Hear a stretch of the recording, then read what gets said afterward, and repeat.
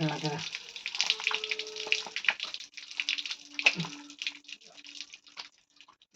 ছাড়িতে দিয়ে ছাড়িতে মাছ তো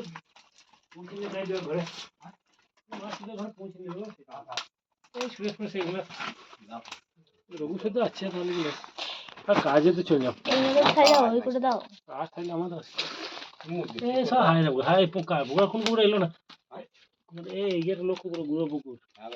দশটা হয়েছে 5-6টা আছে তুমি বলো কিন্তু মুরগি পুকুরে অনেক ঘাস কাটলো আমি এখানগুলো ভেঙে 300-400 বুঝি ওগুলোকে খেয়ে ওই বাবু ওই যে 5 দিন আগে থেকে সময় তো দিকে আপাতত দেখতাম বুঝলে গরু মানে আগে দেখি আমি করে শোরের বাচ্চারা হ্যাঁ রে গাল উঠে গেল কাট কাট তোমার মনে নাই কে কোথা কি রয়েছে না রয়েছে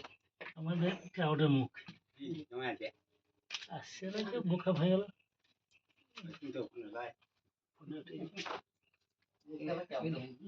ক্যারেটের মুখ কিন্তু ভালো হয় না